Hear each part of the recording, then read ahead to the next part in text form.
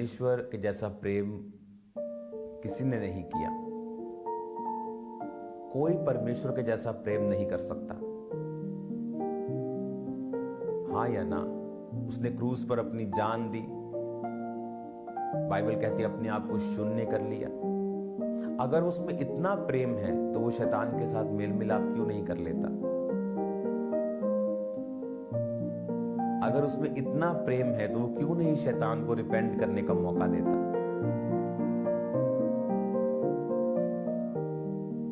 अगर परमेश्वर का प्रेम पतरस में नहीं था तो हन्ना और सफीरा जब भूमि का दाम अपने पास रख के आधी ऑफरिंग चढ़ाने आए तो पतरस ने कहा उन दोनों को कि तुम अपने प्राणों को आज गवा दोगे, और दोनों मर गए। उस समय परमेश्वर का प्रेम कहां था? जब परमेश्वर के प्रेरित ने एक जल ढूंढा करने वाले को बोला था कि अब प्रभु का हाथ तुझ पर पड़ेगा और तू अंधा हो जाएगा, उस समय परमेश्वर का प्रेम कहां था? प्रेम सब अपराधों को ढांप देता है। ये आयत सबसे ज्यादा मिस इंटरप्रेट है क्रिश्चियनिटी में। अगर इस कमरे में स्मेल हो तो दो तरीके से दूर की जा सकती है। एक, इसमें रूम फ्रेशनर मार के, तो उससे वो गंदगी खत्म नहीं हुई, रूम फ्रेशनर ने उसे ओवर पावर कर दिया है, पर गंदगी फिनिश नहीं हुई, वो हवा अभी भी अंदर है। और दूसरा है, मैं एग्जॉस्ट फैन ऑन कर दूं और सारी गंदी हवा को बाहर निकाल दूं। जीसस ने कहा पाप करने वालों को सबके सामने समझा ताकि दूसरे लोग डरें, क्योंकि प्रेम सब अपराधों को ढांप देता है।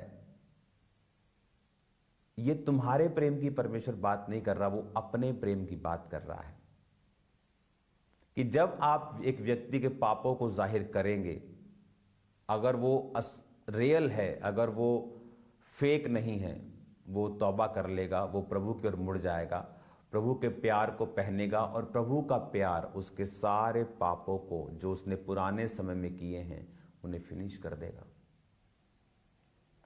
आज लोग बाइबल पकड़ के प्रीच तो कर लेते हैं, लेकिन उन्हें पूरा एक्यूरेट मीनिंग नहीं मालूम होता कि इसका एक्यूरेट वर्ड कहां से निकला है, कब बोला गया, क्यों बोला गया, किनको बोला गया। अगर आप पौलुस की पत्रियां पढ़ते हैं तो पहले देखो वो किनको लिखी गई हैं। अगर आप प्रकाशित वाक्य पढ़ते हैं तो देखो वो किनको बोला गया है। अगर आप जीसस क्राइस्ट को पढ़ते हैं तो आप देखो वो कब उन चीजों को बोला गया है। हालेलुया। प्रेम सब अपराधों को ढांप देता है। इसका मतलब यह नहीं है कि आप गंदगी को एक चद्दर से ढांप दें और गंदगी और सड़ जाए, बल्कि आप गंदगी को एक्सपोज करते हैं। और प्रभु का प्रेम जब वो अपनी गंदगी को पहचान जाते हैं और उन्हें सफाई करने लगते हैं, प्रभु का प्यार उन्हें माफ करता है और अपराधों को ढांप कर उन्हें फिर से खड़ा करता है। हालेलुया। बहुत से वर्ड लोगों को मालूम नहीं है। लोग आज इमोशनल ज्यादा हैं और स्पिरिचुअल कम है, और इसीलिए उनकी लाइफ, उनकी सेवकाई में वो नजर आता है। क्योंकि अगर वो सचमुच स्पिरिचुअल और इफेक्टिव होते तो अपनी उनकी लाइफ में वो नजर आता।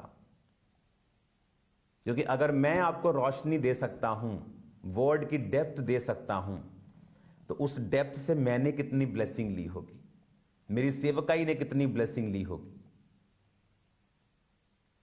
लेकिन अगर लोग इमोशनल होकर वचन को सुनाएं और उसकी डेप्थ में ना जाएं, तो ये इन वचनों को सीखना बहुत ही इंपॉर्टेंट है और जरूरी है। God bless you all.